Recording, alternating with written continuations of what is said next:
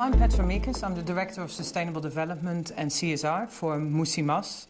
And Musimas is an integrated palm oil organization, which means that we are having plantations as well as refineries as well as trading.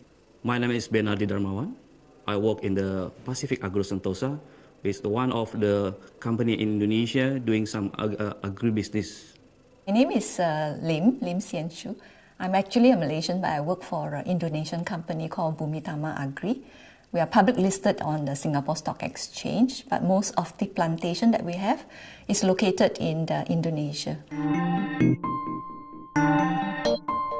We initially started off, for instance, with IDH on the traceability working group, what we called. So it was all around tracing back to where you buy from, to get a visibility of where you interlink to that landscape. Then the second part of that was that we're starting to shape the different landscape dialogue. So that was, for instance, in Aceh, the Loser ecosystem. There we're trying to shape already the dialogues with the local governments through also the work with IDH. We see some parties are coming on board locally, like a local governor in South Sumatra. He is showing an interest on how he wants to work, for instance, with independent smallholders, how he sees certain plantation practices that need to improve, if you talk about peat. In the 2005, we have collaborated with the FFI and Demeter Consulting to doing some research in our area before we doing some planting. It's around 10,000 hectares from our 40,000 hectares. We keep it, the areas become to the forest, because we believe that if we take care about the planet and the people, so we can get our profit for the sustain, for the long term. I believe in the no deforestation, no peat planting, no exploitation kind of a policy. So does my company, Bumitama. And with that kind of a policy and using a landscape approach, for us to look into these issues, I'm very sure we will get positive results.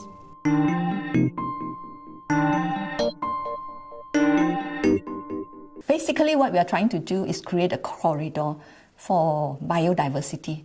We saw the opportunity of us creating a corridor to link a few protected forests together. One challenge would be to ensure that there is a right permit for the areas that we set aside for conservation. Those land that is not planted, because this is agricultural land that is given to us, so those land that is not planted can be taken back by the government. I think the landscape approach will give a more total picture to everyone, and therefore everyone's roles and responsibility becomes clearer. We doing replanting, so we built the endemic plant species nursery in our area. We need to protect our conservation area. Without the permit, institution or the other people, maybe the local people, will intrude to the conservation area. They will cut any tree inside there.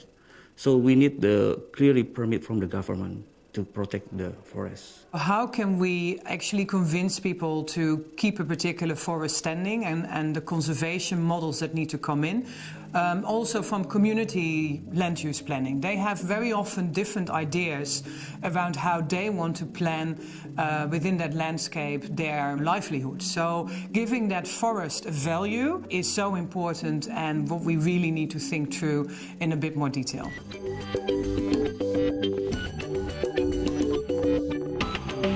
We are working, for instance, directly with the independent smallholders.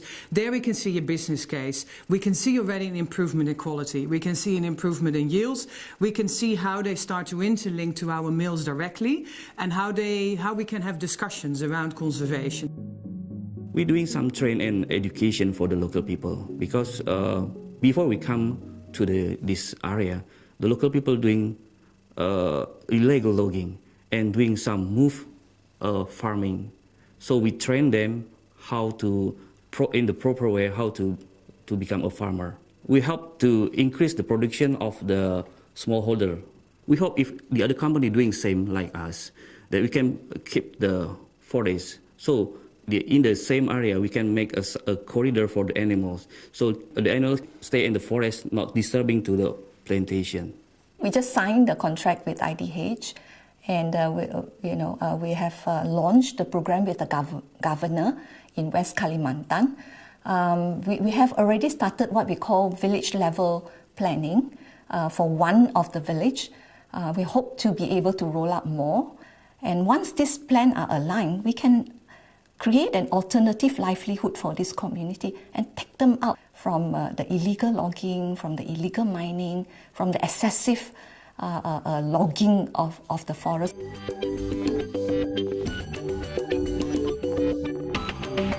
As a company, we do approach the government agencies to explain to them the issues that we have on hand. But to really solve the problem, we need a more collaborative effort from all the multi-stakeholders to rally the government. The involvement of the government is very important because at the end the regulations and the regulatory framework will have to come from the government, and so having the local, particularly the local government involved in the initiative from day one is where the importance definitely lies. IDH is help us to create and propose the regulation for the permit of the conservation with the government, that we already doing some proposal. Then I think in this years we can get the permit.